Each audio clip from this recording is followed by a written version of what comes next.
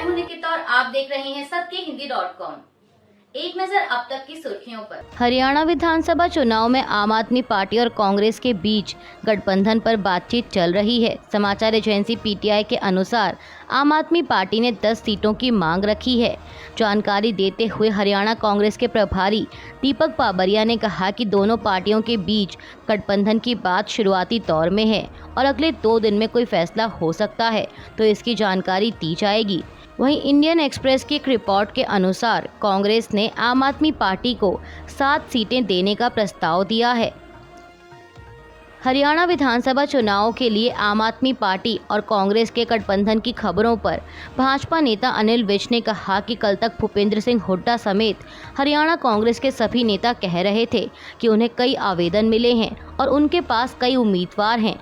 हालांकि अब वे बाहर से समर्थन मांग रहे हैं। इंडियन नेशनल लोकदल के नेता अभय सिंह चौटाला ने हरियाणा विधानसभा चुनाव में गठबंधन को लेकर बड़ा बयान दिया है। एनडीटीवी की एक रिपोर्ट के मुताबिक उन्होंने कहा कि कांग्रेस नेता और पूर्व मुख्यमंत्री भूपेंद्र सिंह हुड्डा विरोध नहीं करते तो हम इंडिया गठबंधन में होते और इससे विपक्ष और मजबूत होता, लेकिन हुड्डा ने ही हमें दरकिनार कर दिया। उन्होंने साथ ही ये भी कहा कि भाजपा को हरियाणा में कहीं से ताकत मिलेगी तो वह हुड्डा की वजह से मिलेगी।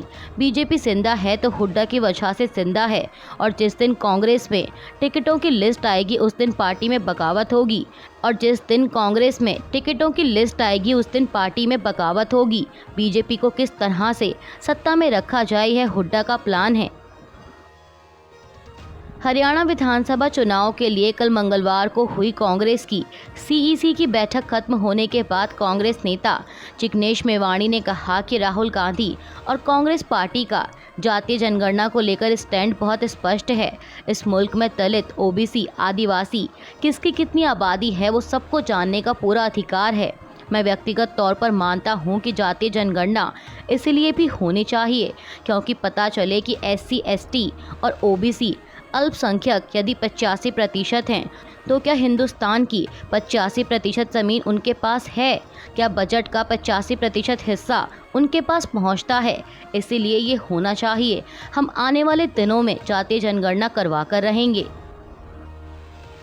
दिल्ली के उपराज्यपाल की शक्तियां और बढ़ गई हैं। दरअसल इस बारे में गृह मंत्रालय द्वारा एक अधिसूचना जारी की गई। अधिसूचना के मुताबिक दिल्ली के LG किसी भी प्राधिकरण, बोर्ड, आयोग या किसी भी वैधानिक निकाय का गठन और किसी सरकारी अधिकारी या पदेन सदस्य की नियुक्ति कर सकते हैं। यानी इसके मुताबिक अगले आदेश तक दिल्ली के लिए संसद द्वारा बनाए गए कानूनों के तहत राष्ट्रपति के अधिकारों का LG इस्तेमाल कर सकते हैं। वहीं अब केंद्र के इस फैसले से दिल्ली सरकार और केंद्र के बीच टकराव बढ़ने की आशंका है। आपको बता दें कि पहले ये अधिकार दिल्ली सरकार के पास थे।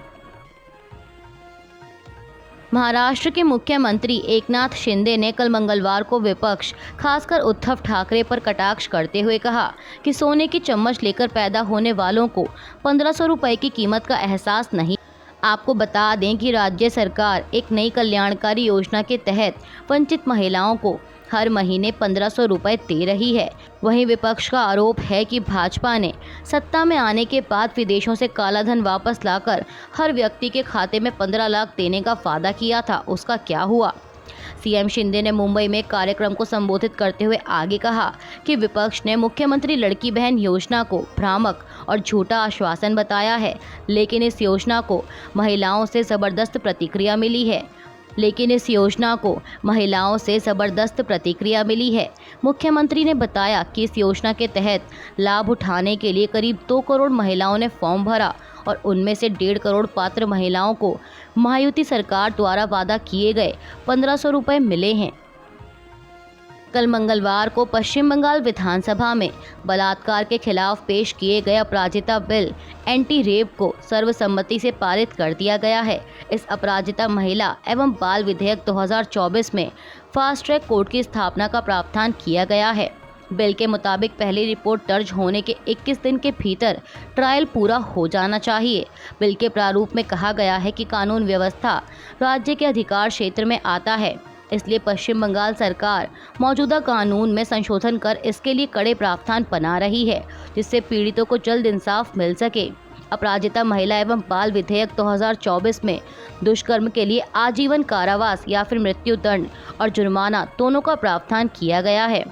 इसके अलावा पीड़िता की पहचान को सार्वजनिक करने पर भी कानून में सख्ती का प्रावधान किया गया है, जिसके तहत अगर कोई बिना अनुमति के मुकदमे की कार्यवाही का विवरण या इसका खुलासा करता है तो उस पर 3 से लेकर 5 सालों की सजा होगी। इसके अलावा अगर पीड़िता कोमा में गई या मौत हुई तो दोषी को 10 दिन में फांसी होगी। इस नए संशोधित अधिनियम के अनुसार पश्चिम बंगाल में इन मामलों की जांच 21 दिनों के अंदर ही पूरा करने की बाध्यता जांच अधिकारियों पर होगी। बंगाल विधानसभा में पारित हुए बिल पर भाजपा नेता प्रदीप भंडारी ने कहा कि ममता बनर्जी वास्तविक मुद्दे से ध्यान हटाने की कोशिश कर रही हैं, तो यह है कि उन्होंने बंगाल की महिलाओं को पूरी तरह से निराश किया है।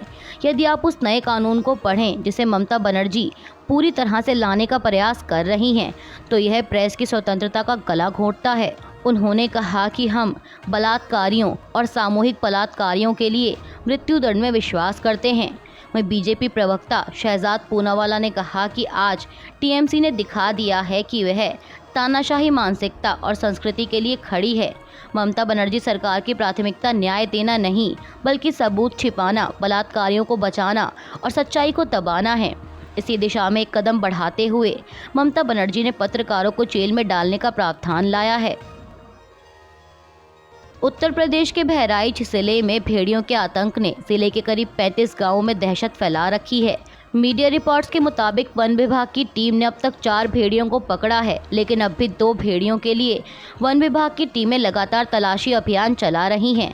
आपको बता दें कि जुलाई से लेकर अब तक भेड़िए के हमले में 6 से अधिक लोगों की मौत हो चुकी है, जिनमें बच्चे भी शामिल हैं, जबकि 25 से ज़्यादा लोग घायल हुए हैं। मामले पर प्रतिक्रिया देते हुए समाजवादी पार्टी प्रमुख अखिलेश यादव ने कहा कि जान इसलिए जा रही है क्योंकि सरकार काम नहीं कर रही। जहां ऐसी घटनाएं हो रही हैं वहां भी सरकार को काम करना चाहिए और अपना पूरा विभाग लगाकर परिवारों की जान बचानी चाहिए। यूक्रेन के पोल्तावा पर हुए रूसी मिसाइल हमले में अभी तक 51 लोगों की मौत हो गई है। बता दें कि पोल्तावा यूक्रेन के दूसरे सबसे बड़े शहर खार्किव से 130 किलोमीटर दूर है और जिस मिसाइल से रूस ने हमला किया वो इस्कंदर M बैलिस्टिक मिसाइल है, जो कि 500 किलोमीटर तक मार कर सकती है। इस मिसाइल में 700 किलोग्राम विस्फोटक आ सकता है। कल रात यूक्रेन की सेना ने बताया कि क्राइमिया से इस्कंदर मिसाइलें दागी जा रही हैं और क्राइमिया से पोल्तावा की दूरी करीब 430 किलोमीटर है। मीडिया रिपोर्ट्स के मुताबिक पोल्तावा रूस के बॉर्डर से 140 किलोमीटर दूर है। यहाँ पर रूस ने ऐसा हमला किया कि लोगों को संभलने का मौका ही नहीं मिला। इस कारण 50 से अधिक लोगों की मौत हो गई। अभी के लिए बस इतना ही। बाकी की खबरों के लिए बने रहिए सबके हिंदी.com के साथ।